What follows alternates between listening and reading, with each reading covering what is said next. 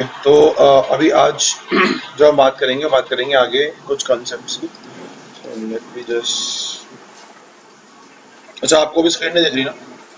Screen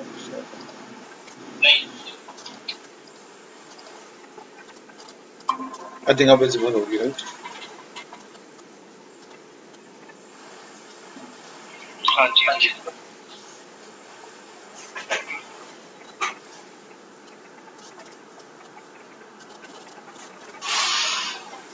ठीक है। सो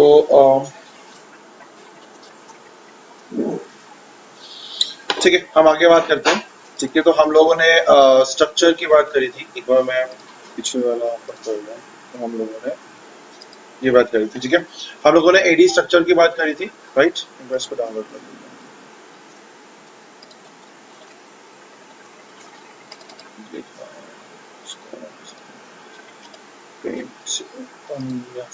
ठीक है, ओके। तो हम लोगों ने स्ट्रक्चर की बात करी थी। मैंने आपको बताया था कि आपका जो एडी है उसका स्ट्रक्चर दो पार्ट्स में डिफाइन है। एक होता है आपका लॉजिकल कंपोनेंट्स, एक होता है फिजिकल कंपोनेंट्स। लॉजिकल में आपकी बहुत सारी चीजें जैसे partition, schema, domain, domain tree, forest site, OU containers. और फिजिकल कंपोनेंट्स में डीसी, डेटा स्टोर, जीसी और आरडीसी। ओके, नाउ अब इसके अंदर बढ़ते हैं। पहले हम बात करते हैं किसकी? हम लोग पहले बात करते हैं इन चीजों की। जैसे हम बात करेंगे पहले डोमेन की। डोमेन क्या होता है? ठीक है, डोमेन ट्री क्या होता है और फॉरेस्ट क्या होता है? ठीक है, और डोमेन कंट्रोलर क्या होता है उसके बाद? ठीक है, तो ये तीन चार चीजें पहले बात कर लेते हैं, उसके बाद आगे आगे कंपोनेंट्स की बात करते हैं धीरे धीरे। सो फर्स्ट हम बात करते हैं किसका?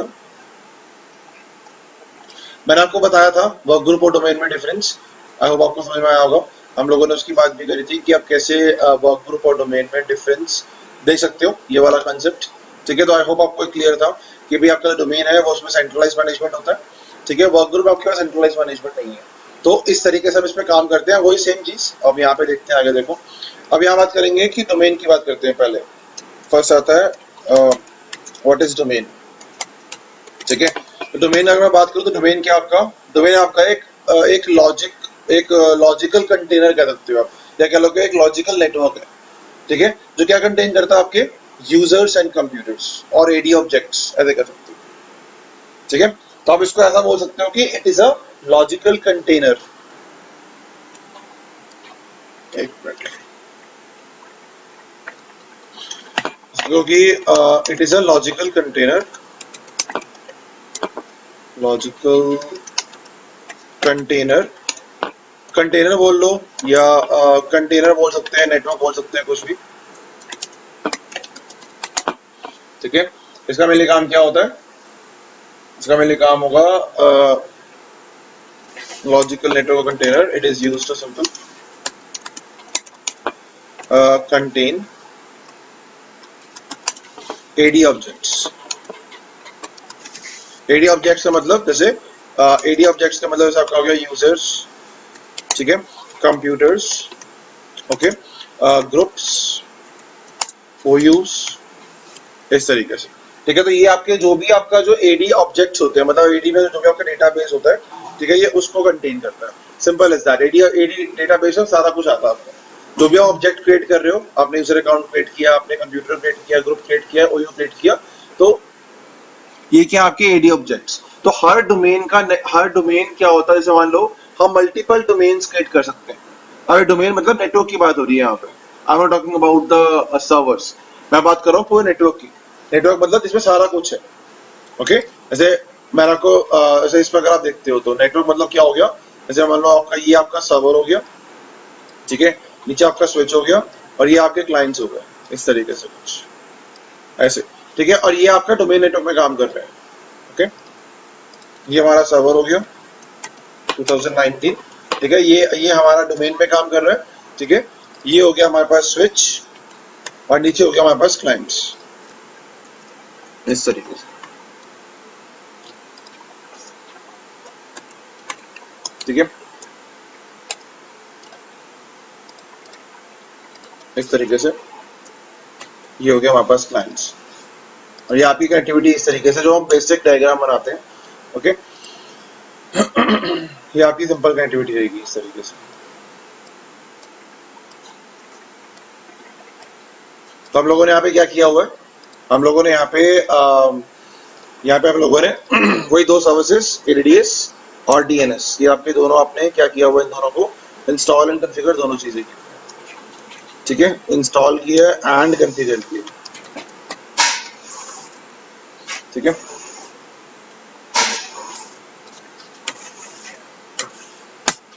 इंस्टॉल एंड कॉन्फ़िगर दोनों किया हुआ है। आफ्टर दैट क्या बच जाता है आपका डोमेन। तो हमारा डोमेन का नाम, जैसे आप हम लोगों ने डोमेन का नाम होता है आपके पास, ठीक है। तो डोमेन का नाम जैसे मान लो आपका, जैसे आप एग्जांपल लेते हैं, जैसे आपके पास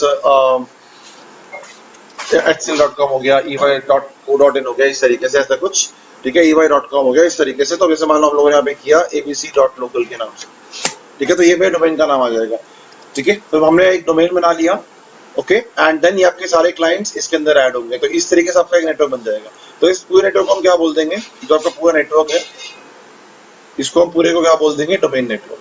this is what we have a domain network. ये आपका पूरा डोमेन नेटवर्क है, this is known as domain network. इसको हम डोमेन नेटवर्क बोल देते हैं, पूरा डोमेन नेटवर्क, ठीक है। तो ये आपका पूरा डोमेन नेटवर्क हो गया, जिसमें आपके पास सर्वर्स पड़े हुए हैं, क्लाइंट्स पड़े हुए हैं, आपका एडी का डेटाबेस होगा। और यहाँ पे क्या होगा आपके पास, आपके इसी सर्वर पे एडी का डेटाबेस, एडीएस डेटाबेस काम कर रहा होगा, ओके, इस तरीके से। आज समझ में अभी तक, ठीक है। तो इस तरीके से काम होगा आपका, ठीक है। तो इसको बोलते हैं डोमेन। तो मतलब हम मल्टीपल डोमेन नेटवर्क्स क्रिएट कर सकते हैं। ऐसा नहीं है कि हम सिर्फ एक ऑर्गेनाइजेशन में सिर्फ एक ही डोमेन नेटवर्क क्रिएट कर सकते हैं, नहीं, हम एक डोमेन नेटवर्क में मल्टीपल डोमेन नेटवर्क्स क्रिएट कर सकते हैं, ठीक है। जैसे अगर मैं बात करूं कैसे, जैसे मान लो आपका या गूगल है, मान लो देखो google.com, एक है आपका mail.google.com, एक है google.co.in। तो ये क्या आपके मल्टीपल डोमेन नेटवर्क्स हैं, ओके। तो इस चीज को बोलते हैं डोमेन नेटवर्क, ओके। नाउ एक आता है इसके बाद आपके पास, अगर मैं बात करूं, इसको हम बोलते हैं डोमेन कंट्रोलर। अब देखो इन दोनों में डिफरेंस क्या है, इंपॉर्टेंट चीज है। व्हाट इज डीसी, डीसी या इसको आप बोल सकते हो शॉर्ट फॉर्म में, फुल फॉर्म इसकी होगी domain controller, domain controller.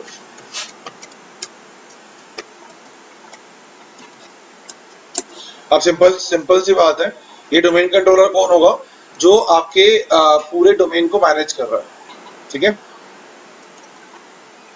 Domain controller कौन होगा, जो आपके पूरे डोमेन को मैनेज कर रहा है, ठीक है। तो जैसे जब आप किसी पर्टिकुलर सर्वर पे एडी और डीएनएस को इंस्टॉल करते हो, उसको कॉन्फ़िगर करते हो, और किसी पर्टिकुलर सर्वर पे आप जब एडी का डेटाबेस क्रिएट होता है, तो वो उस सर्वर को हम क्या बोल देते हैं, डोमेन कंट्रोलर। सिंपल, इसकी एक सिंपल डेफिनेशन है, अगर मैं आपको बताऊं तो सिंपल डेफिनेशन क्या होगी इसकी। अगर आप सिंपल डेफिनेशन की बात करो तो वो होती है आपकी simple, a dedicated server, a dedicated server who contains ADDS database. That server is known as domain controller, DC. Simple, ऐसा बोल सकते हो आप सिंपल, एक पे एक प्रॉपर लैंग्वेज, एक प्रॉपर टेक्निकल टर्म, ठीक है। तो आपका एक सर्वर, एक डेडिकेटेड सर्वर जो क्या कंटेन कर रहा है, एडी का डेटाबेस। ये कौन कंटेन करेगा, जहां पे आपने एडीएस और डीएनएस सर्विसेज को इंस्टॉल किया होगा और कॉन्फ़िगर किया होगा।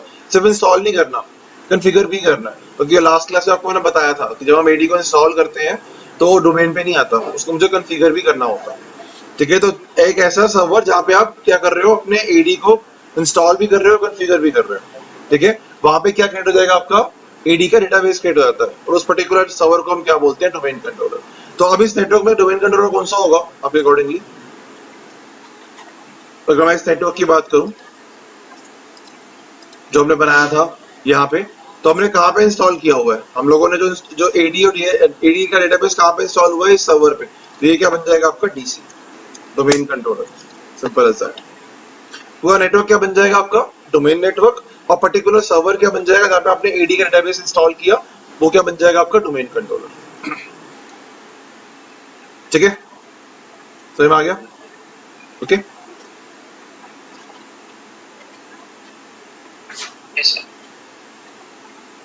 ठीक है, तो ये कंसेप्ट हो गया आपका डोमेन और डोमेन कंट्रोलर का।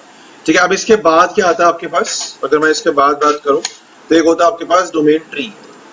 ठीक है, एक होता है आपके पास डोमेन ट्री। अब डोमेन ट्री मतलब क्या है?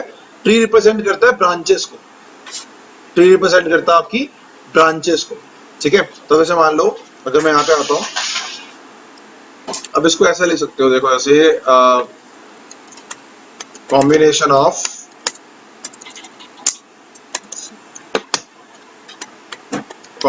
Of two or more than two different domain networks is known as domain tree।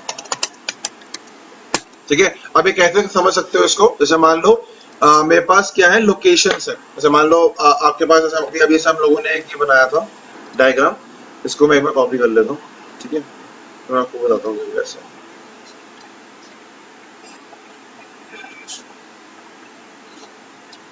इसको कॉपी कर लेता हूँ। ठीक है, अब देखो मैं आपको बताता हूँ कैसे। जैसे मान लो आपके पास डिफरेंट डिफरेंट लोकेशंस हैं। जैसे मान लो आपने कोई एक ऑफिस खोला, अब आपके ऑफिस की दो ब्रांचेस हैं या दो साइट्स हैं, फिजिकल लोकेशंस डिफरेंट डिफरेंट है। ठीक है, एक मान लो साइट आपकी दिल्ली में है, एक आपकी साइट नोएडा में है। इंडिया के अंदर आपकी दो साइट्स हैं, एक आपकी दिल्ली में है, एक आपकी नोएडा में है। ठीक है, वैसे मान लो इस तरीके से कुछ, जैसे मान लो मैंने यहाँ पे दो कॉपी कर लिया, एक आपका ये हो गया, ठीक, और एक एज इट इज यहाँ पे हो गई। दो आपके क्या हो गए, दो साइट्स है डिफरेंट डिफरेंट। ठीक है, ओके, तो अब मान के चलो यहाँ मान लो तुम्हारा डोमेन का नाम होगा और डिफरेंट होगा, क्योंकि आप दो साइट्स पे सेम डोमेन नेम यूज नहीं कर सकते। तो अगर आपने यहाँ पे डोमेन बनाया होगा तो आपका डोमेन क्या होगा, डिफरेंट होगा। तो मैं आपको बताता हूँ देखो कैसे। ऐसे मान लो यहाँ पे आपकी ये मान लो आपकी ये वाली साइट है जहाँ पे domain dot ABC dot local आपने यूज किया हुआ है, वो आपकी साइट 1 है जो कहाँ पे है, दिल्ली में। ठीक है,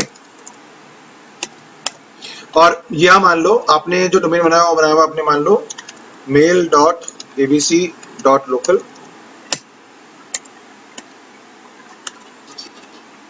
ओके, और यहाँ मान लो ये आपकी जो साइट है, साइट 02 है, ये मान लो आपकी नोएडा में, इस तरीके से। ठीक है, जब आप डिफरेंट डिफरेंट डोमेन नेटवर्क्स बनाते हो, ठीक है, अब मान लो मैंने इन दोनों डोमेन नेटवर्क्स को क्या कर दिया, कनेक्ट कर दिया आपस में। ये दोनों आपस में कनेक्टेड है, मतलब दिल्ली और नोएडा के जो डोमेन नेटवर्क्स हैं आपस में कनेक्टेड है इस तरीके से। ठीक है, विद द हेल्प ऑफ वैन लिंक और जो भी है, मैंने यहाँ पे मान लो इन दोनों को आपस में कनेक्ट कर दिया विद द हेल्प ऑफ वैन लिंक। वैन लिंक का यूज करके मान लो मैंने इनको आपस में कनेक्ट कर दिया, मेरे पास वैन लिंक है,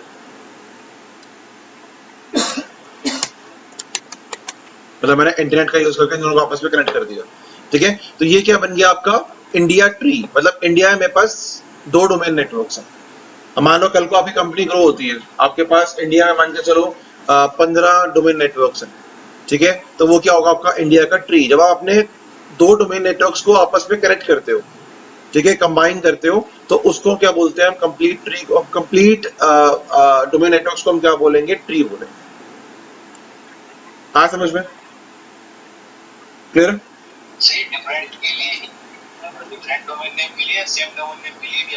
सेम डोमेन मतलब ऐसा होता है कि अब मान लो अगर आपके पास डिफरेंट डिफरेंट लोकेशंस हैं, अब डिफरेंट लोकेशन में आप सेम डोमेन नेटवर्क यूज, अगर आपने एडीसी का यूज कर रहे हो तो आप कर सकते हो, इट्स ओके।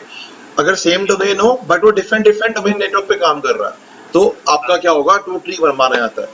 ठीक है, इट डजंट मैटर कि आप एक ही लोकेशन, हम एक लोकेशन की बात नहीं कर रहे, हम डिफरेंट लोकेशंस की बात कर रहे हैं, डिफरेंट ऑफिसेस की बात कर रहे हैं। ठीक है, ओके, तो इस तरीके से क्या होगा, आपके पास बन जाएगा आपका डोमेन ट्री। तो डोमेन ट्री मतलब क्या होता है कि भाई आपने क्या किए, आपके पास मल्टीपल डोमेन नेटवर्क्स हैं, आपने उनको आपस में कनेक्ट कर दिया, ठीक है, कंबाइन कर दिया है, और उस पूरे पूरे मतलब हम पूरे उसको कंप्लीट नेटवर्क को क्या बोलेंगे, डोमेन ट्री बोलते हैं। हाँ समझ में, ठीक है। अब देखो मैं आपको एक पिक्चर दिखाता हूँ। अब ये होता है उसको, इसको बोलते हैं डोमेन ट्री। एक होता है आपके पास forest, I will show you forest.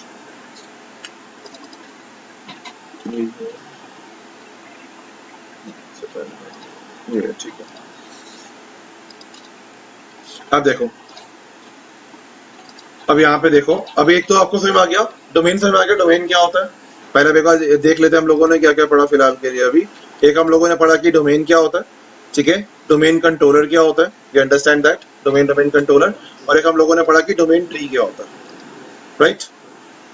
तो हम बात करेंगे डोमेन फॉरेस्ट की, मतलब फॉरेस्ट क्या होता है।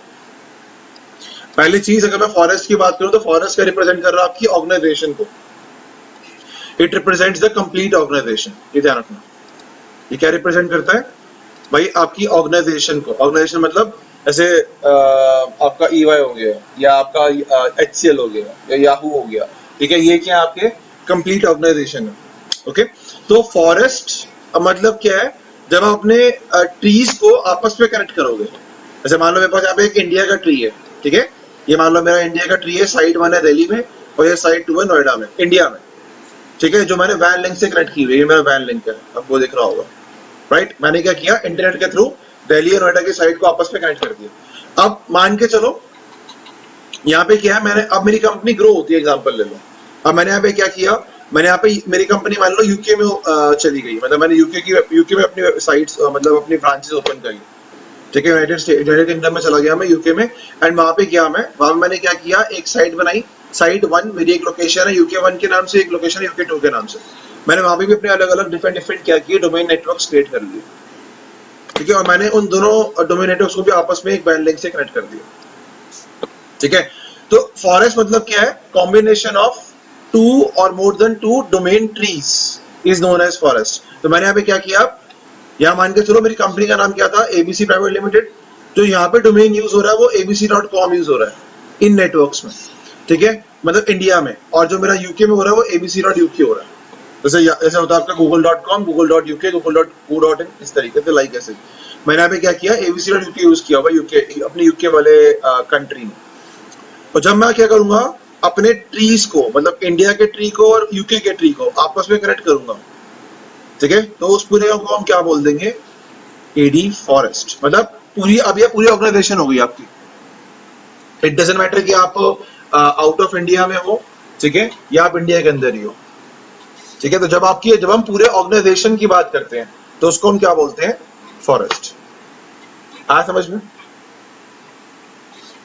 Clear?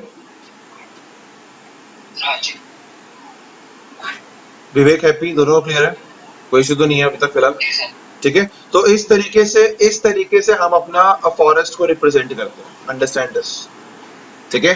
Forest always represented by your organisation, ठीक है, एक चीज ध्यान रखना इसके अंदर, ठीक है। और जो आपका पहला डोमेन कंट्रोलर होता है जो अपने फॉरेस्ट में बना रहे हो, मतलब जो अपनी ऑर्गेनाइजेशन में बना रहे हो, जैसे मान लो मैंने अपनी ऑर्गेनाइजेशन क्रिएट करी अपनी एक, अब मेरी ऑर्गेनाइजेशन मान लो मैंने क्रिएट करी, मैंने मान लो सुधांशु सेट डॉट प्राइवेट के नाम से मैंने क्रिएट करी। मान लो मेरी जो ऑर्गेनाइजेशन का नाम है, एग्जांपल लेता हूँ, आपको दिखाता हूँ, देखो कैसे। जैसे मान लो यहीं पे पढ़ लेते हैं। जैसे मान लो मेरी ऑर्गेनाइजेशन का नाम है सेट डॉट pvt.ltd के नाम से मैंने एक कंपनी ओपन करी। अब इस कंपनी में जो मेरा फर्स्ट डोमेन कंट्रोलर होगा, first DC, okay, is known as PDC और RDC। तो जो मेरा फर्स्ट डोमेन कंट्रोलर होगा उसको हम क्या बोलते हैं, पैरेंट डोमेन कंट्रोलर या रूट डोमेन कंट्रोलर, आप कुछ भी बोल सकते हो, ठीक है। जो आपका फर्स्ट DC होता है पूरे ऑर्गेनाइजेशन में, पूरी कंपनी में, जो आपका पहला DC है, आपने कहीं भी क्रिएट किया हो, चाहे इंडिया में क्रिएट किया हो या यूके में क्रिएट किया हो, जो आपका फर्स्ट DC है उसको हम क्या बोलेंगे, पैरेंट डोमेन कंट्रोलर, या आप उसको बोलते हो रूट डोमेन कंट्रोलर। ये फर्स्ट पॉइंट होता है, ध्यान समझना इस चीज को, ठीक है, क्लियर है यहाँ तक, ओके। इसमें एक चीज और मैं आपको बताया था, और जो आपका फर्स्ट DC है, first DC always represent the forest.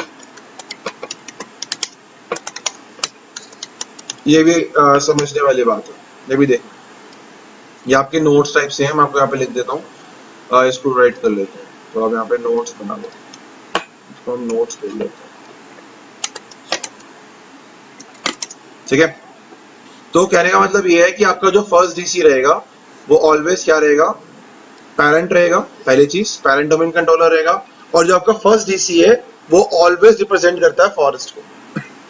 अगर मुझे पता करना है कि भी इसका फॉरेस्ट का नाम क्या है या फॉरेस्ट कौन सा है, तो जैसे yahoo.com, google.com, ey.com, ठीक है, hcl.com, तो ये जो आपके फर्स्ट, ये आपके सारे क्या है, फर्स्ट डोमेन कंट्रोलर्स, ठीक है, जो कंपनी को रिप्रेजेंट कर रहे हैं, ठीक है, जो आपकी पूरी कंपनी को रिप्रेजेंट कर रहे हैं, वो सिर्फ आपकी एक साइट या एक डोमेन नेटवर्क को रिप्रेजेंट नहीं कर रहे, ठीक है, या आपका एक डोमेन ट्री को रिप्रेजेंट नहीं कर रहे, नहीं, वो पूरे फॉरेस्ट को, मतलब पूरे ऑर्गेनाइजेशन को रिप्रेजेंट कर रहे हैं, ठीक है, तो वो आपका होता है always first DC. First DC always represents the forest, ये समझना। और first DC is also known as PDC, parent domain controller, मतलब आपका जो पेरेंट डीसी होता है वो हमेशा क्या होता है, फर्स्ट डीसी होता है, ठीक है। क्लियर हो गया, यहाँ तक सबको समझ में आ गया, मतलब अभी तक जो मैंने बताया आप लोगों को, domain, domain tree, domain controller और फॉरेस्ट, ठीक है।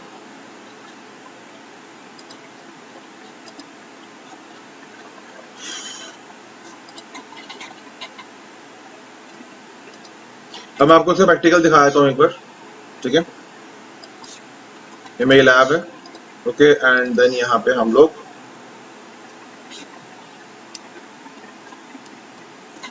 इसको पावर ऑन कर लेते हैं मशीन को,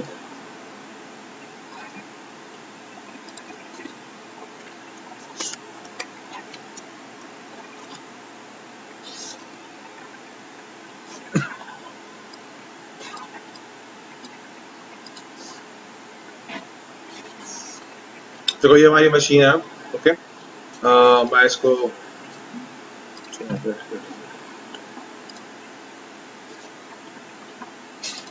बाहर से लेते हैं, इसको यहाँ से लेते हैं मैग्नीफायर,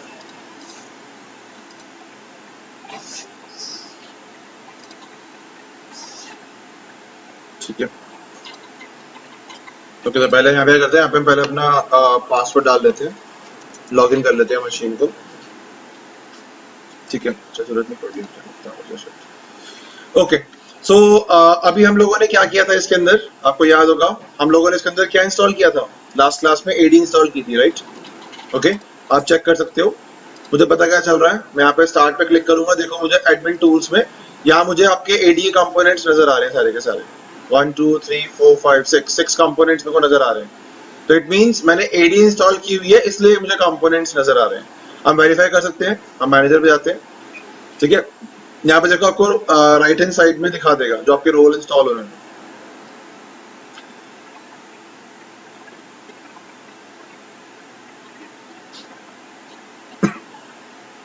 रिफ्रेश कर रहा है, एक मिनट,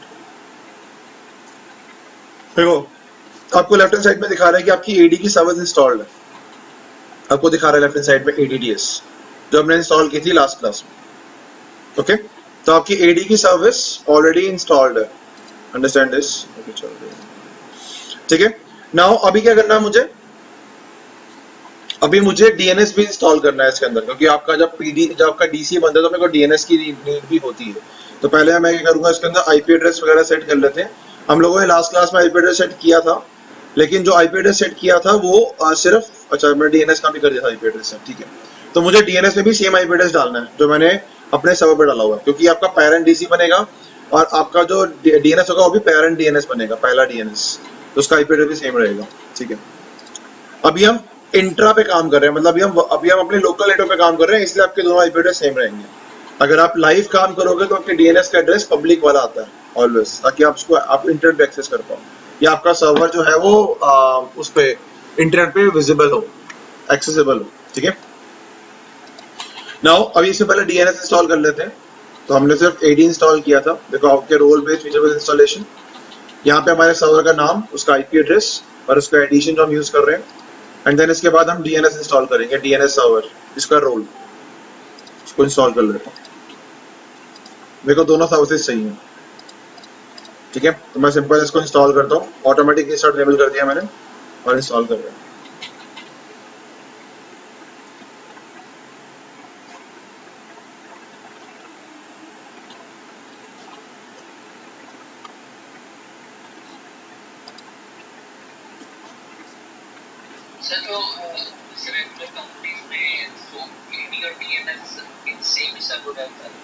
हाँ सेम ही रहता है मोस्टली सर्वर्स, जो आपका एडी और डीएनएस का सर्वर होता है वो मोस्टली सेम ही होता है, ठीक है, बट कोई कोई कंपनी ऐसा भी करती है कि आपका जो एडी और डीएनएस का सर्वर है वो डिफरेंट डिफरेंट कर देती है, ठीक है, मतलब एडी किसी और डीएनएस किसी और सर्वर पे है और आपका जो डीएनएस है वो किसी और सर्वर पे, ऐसा हो जाता है बट रेयरली आपका क्या है, बहुत रेयरली होता है। जो एडी और जो आपका डीएनएस है वो एडी के साथ इंटीग्रेट करके काम करता है। मतलब इंटीग्रेट मतलब क्या होता है कि आपका जो एडी है वो डीएनएस के साथ मिलकर काम कर रहा है, ठीक है, तो एक ही सर्वर पे होता है। नाउ अब यहाँ पे देखो आपका डीएनएस इंस्टॉल हो गया, लेफ्ट हैंड साइड में आपको दिखा रहा है एडी और डीएनएस दोनों इंस्टॉल है, ठीक है। अब मुझे क्या करना है, एडी को कॉन्फ़िगर करना है। तो कॉन्फ़िगरेशन करने के लिए क्या ऑप्शन, देखो यहाँ पे फ्लैग आ रहा है, इसमें आपको एक नोटिफिकेशन का आइकन दिखा रहा हूँ टॉप में, इसको क्लिक करोगे, यहाँ पे देखो आपको बता रहा है promote this server to a domain controller. तो अगर आप चाहते हो कि मेरे को इस सर्वर को डोमेन कंट्रोलर बनाना है और डोमेन और पूरे नेटवर्क को डोमेन नेटवर्क बनाना है, तो क्या करना पड़ेगा, मुझे इस ऑप्शन पे क्लिक करना पड़ेगा। अब 2008 तक क्या था, सॉरी 2003 तक हमारे पास एक कमांड थी, कमांड का नाम क्या था, DC promo, DCPROMO, DC promo, वो कमांड चलती थी कॉन्फ़िगरेशन के लिए।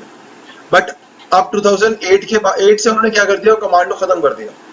जो लास्ट कमांड जो चली थी वो 2003 में चली थी, 2003 सर्वर्स में। तो उसके बाद क्या किया इन लोगों ने, वो कमांड्स को मतलब कह लो वो उन्होंने बंद कर दिया कमांड्स को, ठीक है। अब क्या है, अब आपका जो चलती है, अब जो आपका यूज होता है वो आपका सिर्फ ये ग्राफिकल है, कमांड नहीं है इसके अंदर। तो अगर आपको अपने सर्वर को या एडी को कॉन्फ़िगर करना है तो हम क्या यूज करेंगे, ये ऑप्शन आता है आपके पास एडी इंस्टॉल करने के बाद, promote this server to domain controller. तो मुझे इस पर क्लिक करना है सबको। जैसे आप क्लिक करोगे तो देखो क्या दिखा रहा है ऊपर, active directory domain services configuration wizard. इससे पहले क्या दिखाता था, जब हम एडी इंस्टॉल कर रहे थे वो दिखाता था इंस्टॉलेशन विजार्ड, अब क्या दिखा रहा है, कॉन्फ़िगरेशन विजार्ड। तो I have to configure my AD now, ठीक है। ओके सो अब यहाँ पे करेंगे add a new forest first. मुझे पहले फॉरेस्ट, हम पहले हमेशा फॉरेस्ट बनाते हैं, हमेशा आपका पहले पीडीसी बनता है, उसके बाद आपके डोमेन ट्रीज आप बना सकते हो मल्टीपल, और डोमेन नेटवर्क बना सकते हो मल्टीपल, ठीक है। तो पहले बनेगा हमेशा आपका फॉरेस्ट। अब फॉरेस्ट का नाम दे देते हैं, जैसे मान लो मैंने यहाँ पे नाम दे दिया फॉरेस्ट का abc.local, ठीक है। अब ये डॉट के बाद आप जो नाम देते हो, डॉट लोकल हो गया, edu हो गया, इन हो गया, कॉम हो गया, org हो गया, इनको बोलते हैं टॉप लेवल डोमेन्स, और ये लगाना जरूरी है, ठीक है। अगर मान लो कल को मुझे इस डोमेन को रजिस्टर करना है गूगल पे या इंटर या मेरे मतलब मेरे को इसको पब्लिक लेके आना है, तो मेरे लिए ये जो डॉट कॉम्स है या डॉट edu डॉट org है, ये टॉप लेवल डोमेन लगाना जरूरी है। अगर मैं नहीं लगाऊंगा तो वो रजिस्टर नहीं होगा, ठीक है। तो इनको बोलते हैं टॉप लेवल डोमेन्स, ठीक है। ये आपके ऑलरेडी बने बनाए डोमेन्स हैं, हम इनको चेंज नहीं कर सकते, ठीक है। अब ये कह लो कि डॉट लोकल के अंदर हम एबीसी नाम से एक डोमेन बना रहे हैं, तो आप ऐसा कर सकते हो कि जो लोकल आपका जो लिखा है डॉट लोकल, इसके अंदर हमने क्या बना दिया, एबीसी नाम से एक डोमेन बना दिया, बस हम ऐसा कर रहे हैं, ठीक है। तो हम लोगों ने क्या किया, add a new forest, next करेंगे यहाँ पे। अब यहाँ पे आपका ऑप्शंस पूछेगा कुछ आपको दिखाता हूँ।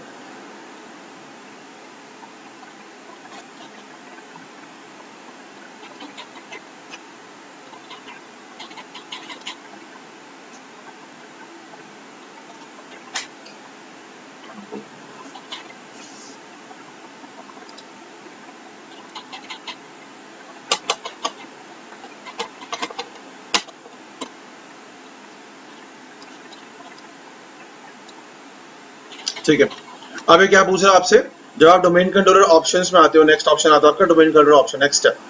अब इसमें क्या बोल रहा है आपसे, forest function level, domain function level, ये क्या होते हैं, आगे बात करेंगे इसकी, अभी फिलहाल इसको स्किप करते हैं। डीएनएस आपका देखो ऑटोमेटिकली इंस्टॉल्ड है, और ग्लोबल कैटलॉग भी आपका ऑटोमेटिकली इंस्टॉल हो रहा है इसके अंदर, ठीक है। आगे बात करेंगे ग्लोबल कैटलॉग क्या होता है ना, उसके बाद पासवर्ड्स, ठीक है। अब ये पासवर्ड किस चीज का मांग रहा है, ये पासवर्ड मांग रहा है आपका रिस्टोर के लिए। मान लो कल को आपकी एडी करप्ट हो गई, ठीक है, मान लो आपने जो एडी इंस्टॉल की है इसके अंदर वो करप्ट हो गई, आपने आपने बैकअप लिया हुआ उस एडी का, बट वो करप्ट हो गई मान के चलो, आपको उसको रिस्टोर करना है। और जब आप एडी को रिस्टोर करते हो तो उसके लिए आपको पासवर्ड कौन सा चाहिए, जो आप यहाँ पे डिफाइन करोगे अभी, ठीक है। इसको बोलते हैं डीएसआरएम, डीएसआरएम मतलब डायरेक्टरी सर्विसेज रिस्टोर मोड। तो ये आपका एक मोड है सर्वर के अंदर, यहाँ से आप जाके अपनी एडी को रिस्टोर कर सकते हैं, बट पासवर्ड कौन सा चाहिए आपको, जो आप यहाँ पे डाल रहे हो इस टाइम। तो पासवर्ड मैं वही रखूंगा जो मेरा है, abc@123 में यूज कर रहा हूँ अपने सर्वर पे पासवर्ड। आप इसको चेंज कर सकते हो इफ यू वांट, पर मुझे इसको चेंज नहीं करना, तो मैं पासवर्ड आपका सेम रख रहा हूँ, ठीक है।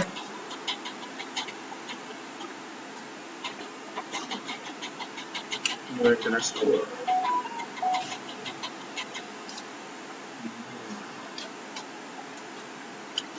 Internet.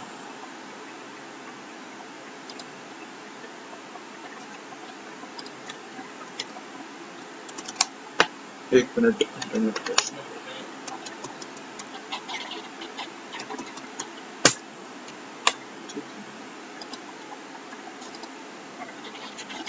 ठीक है, तो बीच में इंटरनेट का इशू हुआ था कुछ, जैसे वो रिमोट आपका जा रहा था बीच में। ठीक है, तो अब यहाँ पे क्या है, एबीसी 123 एबीसी 123 मैंने पासवर्ड दे दिया यहाँ पे। नेक्स्ट करेंगे यहाँ पे।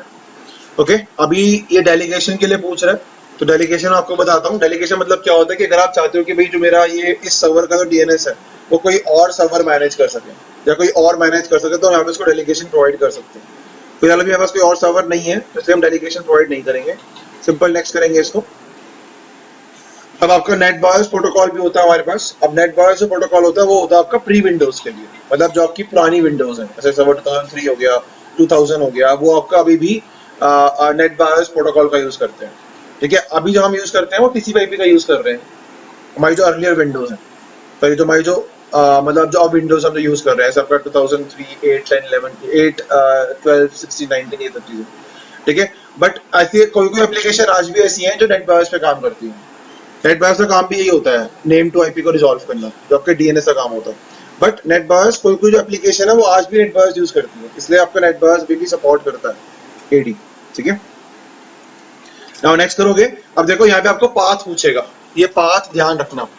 ये पूछे, ये आपका अब डेटाबेस बना रहा है। देखो यहाँ पे ये कह रहा है कि भाई डेटाबेस का पाथ बताओ, आपने कहाँ पे मेंटेन करना है डेटाबेस। तो बाय डिफॉल्ट क्या होता है, एनटीडीएस नाम से फोल्डर क्रिएट हो जाता है आपके सी विंडोज में।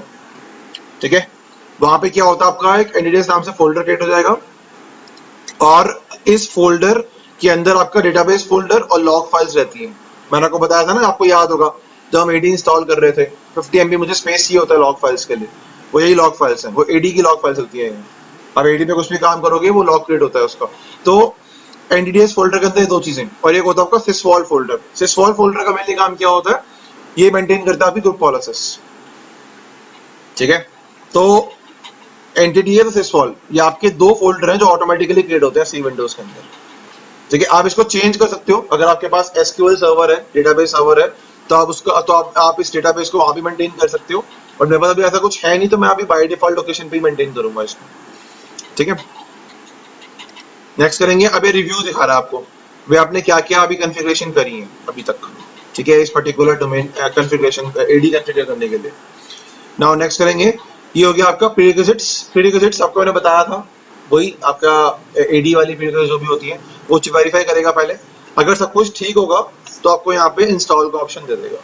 ठीक है, तो वेट करते हैं।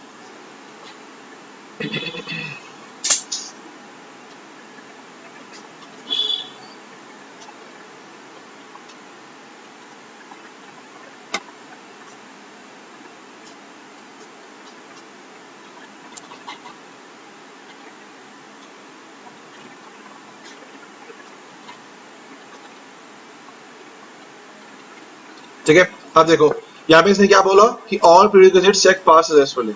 आप कह रहे हैं click install to begin the installation. तो हमारा आपको दोनों को अभी तक क्लियर हो गया। ठीक है,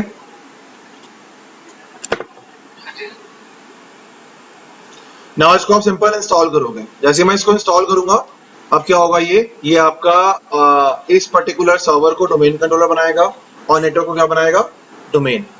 ये आपका डोमेन नेटवर्क बन जाएगा, और ये आपका जो सर्वर है वो डोमेन कंट्रोलर बन जाएगा। वेट करते हैं। ठीक है, 2-3 मिनट का प्रोसेस होगा ये, वेट फॉर इट।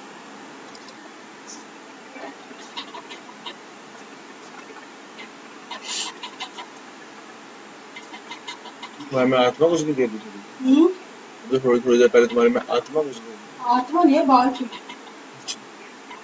बताइए क्या होगा, एक्सरसाइज करके मानोगे एक्सरसाइज आज 25 मिनट हो गए मुझे। तुम पतली हो जाओगी, पतली ना हो, कम से कम मेरा हाथ का दर्द पता है मैं कितना लेती हूँ। देखो अब इसने इंस्टॉलेशन कर लिया, मतलब जो कॉन्फ़िगरेशन था वो कंप्लीट हो गया। अब ये रीस्टार्ट कर रहा है आपके सर्वर को ऑटोमेटिकली। ठीक है, तो ऑटोमेटिकली रीस्टार्ट हो जाएगा। देखो हो गया। ठीक है, अब आपको दिखाता हूँ कि क्या क्या चेंजेस हुए हैं हमारे सर्वर पे।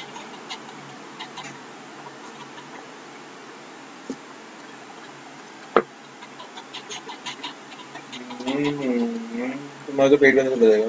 पेट अंदर नहीं कर रही, मेरा कंधा दर्द होता है, कंधे के लिए कर रही हूँ। नहीं तो ऐसे झुक के जो पेट में जाएगा अंदर जाते वाली तुम भी कर लो, किसने मना किया? मैं जो एक्सरसाइज वाली टाइम एक्सरसाइज निकाल करो। रही हूँ ना, अब भी निकाल। पानी आ गया बहुत सारा, हटाओ हटाओ हटाओ हटाओ हटाओ। आपका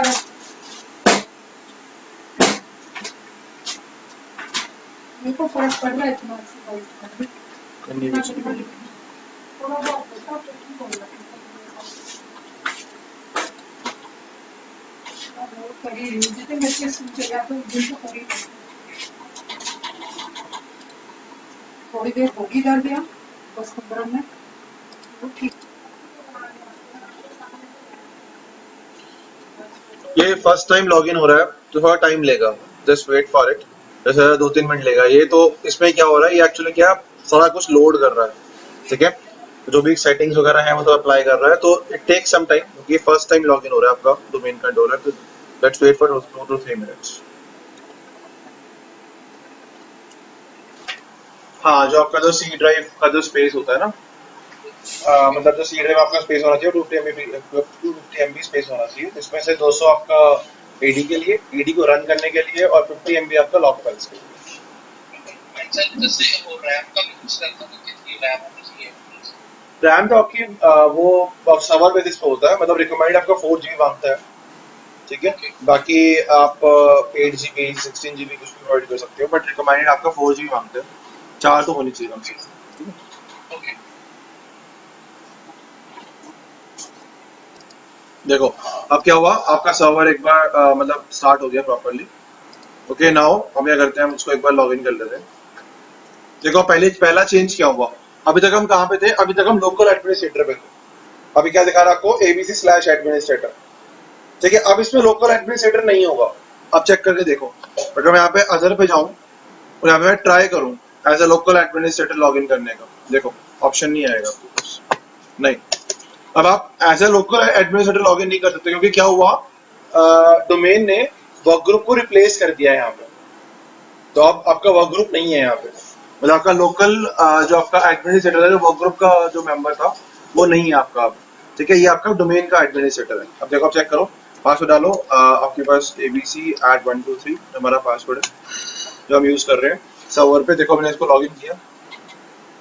अब इसमें क्या क्या चेंजेस हुए होंगे मैं आपको दिखाता हूँ। जैसे एक बार इसको, अब देखो आपका ये जो सर्वर है वो बार बार आपका ओपन होता है, सर्वर मैनेजर। इसको अगर आपको बंद करना हो तो बंद कैसे करोगे, मैनेज पे जाओ, इसके सर्वर मैनेजर की प्रॉपर्टी से कोई थोड़ा सा ये वो आ गया, जस्ट मैग्नीफाई ऑन हो गया, पिक्सल छोटे हो गए,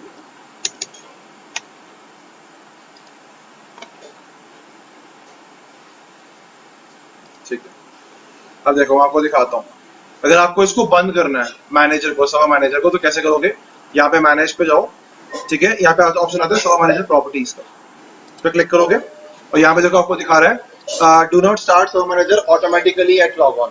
तो आप ये कर सकते हो। ऐसा मैं क्यों कर रहा हूँ, क्योंकि क्या है ना, ये आपके अननेसेसरी रैम ऑक्यूपाई करता है, रैम और प्रोसेसर, ठीक है, आपके सर्वर का। तो मेरे को वो नहीं करना, जरूरी नहीं है। तो आप इसको अनचेक करो, सिंपल ओके कर दो इसको, सिंपल, ये आपका बंद हो जाएगा। अगर आपको ओपन कर रहा है तो मैनुअली इसको ओपन कर सकते हो, बट अपने आप नहीं ओपन होगा बार बार बार बार, ठीक है। क्लोज करेंगे इसको। अब देखो आपका चेंजेस क्या क्या हुए। अगर मैं एक बार स्टार्ट पे इस पे आऊँ अपने सी ड्राइव में, देखो सी ड्राइव में हमारे पास ये रही, यहाँ पे विंडोज में एनडीएस नाम से फोल्डर बन गया होगा, देखो आपका, ये देखो ये बन गया आपका फोल्डर एनडीएस नाम से। अब इसके अंदर आपके पास ये देखो, ये आपकी डेटाबेस फाइल nds.dit, ओके, ये आपकी डेटाबेस फाइल है, ओके, जो आपका ये सर्वर मेंटेन कर रहा है। अगर मैं इसको डिलीट कर दूंगा तो आपका सारा का सारा डेटाबेस खत्म हो जाएगा। जो भी आपने एडी ऑब्जेक्ट्स क्रिएट किए होंगे वो ऑटोमेटिकली क्या हो जाएंगे, डिलीट हो जाएंगे। और ये आपके कुछ लॉग्स जो आपके बन रहे हैं, देखो आपके टेम्प लॉग बन रहा है, जीआरएस लॉग बन रहे हैं, ठीक है, ईडीबी लॉग्स बन रहे हैं, ठीक है। ये आपके सारे लॉग्स फाइल्स हैं जो आपकी बन रही है ऑटोमेटिकली, जो कहाँ बनती है आपकी एनडीएस फोल्डर के अंदर। मैं दोबारा विंडोज पे जाऊँ, अगर यहाँ पे लिखो सिसवॉल, देखो ये आपका सिसवॉल फोल्डर भी यहाँ पे है, ये रहा सिसवॉल फोल्डर।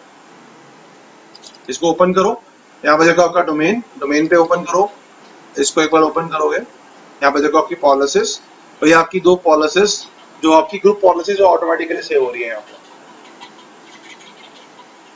ठीक है, ओके। तो जो आपका सिसवॉल फोल्डर है, आपकी पॉलिसीज को मेंटेन करता है। पॉलिसीज कौन सी? Group policies. देखो आपको दिखा रहा पॉलिसीज, ये ग्रुप पॉलिसी की बात होती है। अगर आपने कोई स्क्रिप्ट रन करी हुई है ग्रुप पॉलिसी के अंदर, तो स्क्रिप्ट्स का फोल्डर भी आता है यहाँ पे। अब स्क्रिप्ट्स भी यहाँ पे सेव होती है बाय डिफॉल्ट।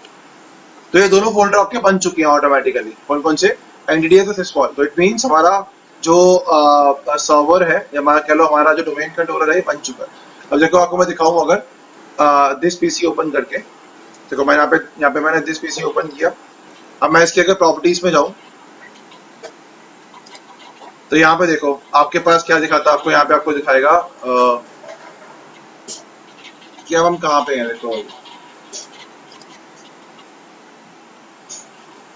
देखो हम यहाँ पे क्लिक करते हैं,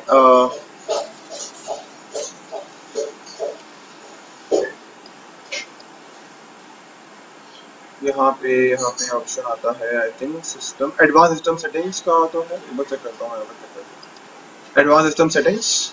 यहाँ पे देखो कंप्यूटर नेम है, आपको यहाँ पे दिखाएगा। देखो अभी ये वर्क ग्रुप में, अभी मैं किसका देखूंगा? ओके, मैंने ये इसका नहीं किया ओपन। ओके ओके, अभी मैं अपने सर्वर पे आ गया। मैं एक्चुअली अपनी फिजिकल मशीन को ओपन कर लिया था। ओके फाइन, ये मेरे सर्वर का है, मैं इसको ओपन करता हूँ। ठीक है, अब देखो इसकी दिस पीसी की प्रॉपर्टीज में गया। देखो यहाँ आपको दिखा रहा है डोमेन का नाम क्या हो गया, abc.local। इससे पहले क्या था, आप वर्क ग्रुप में थे, पर जैसे ही आपने एडी को कॉन्फ़िगर किया, ठीक है, तो आपका डोमेन का नाम आ गया abc.local। और आपके जो सर्वर है वो क्या बन गया, आपका डोमेन कंट्रोलर बन गया, जिसके अंदर आपके पास डेटाबेस इंस्टॉल हो गया, एनडीएस फोल्डर के अंदर लॉग फाइल्स मैनेज हो गई, मतलब इंस्टॉल हो गया ऑटोमेटिकली, लॉग फाइल्स भी आ गए उसके अंदर, और सिस्टम फोल्डर आपका ऑटोमेटिकली क्रिएट हुआ, इसके अंदर आपके ग्रुप पॉलिसीज और स्क्रिप्ट्स एंड ऑल सब मेंटेन किए। हाँ समझ में? ठीक है, ये एक प्रोसेस है। ठीक है, तो हम ऐसे बनाते हैं। ये हमारा कौन सा सर्वर बन गया? ये हमारा बन गया पीडीसी, पेरेंट डोमेन कंट्रोलर, आपके इसका। ठीक है, तो जो हम लोगों ने यहाँ पे देखा था पेरेंट वाला, ये आपका पेरेंट डोमेन कंट्रोलर बन गया यहाँ पे, ये वाला। ठीक है, क्लियर है यहाँ तक? आया समझ में? तो this is what we have the concept of domain. हमने 3-4 चीजें पढ़ी, domain, domain controller, domain tree and forest. और क्रिएट कैसे किया आप लोगों ने, आपको मैं बता दूँ। ठीक है।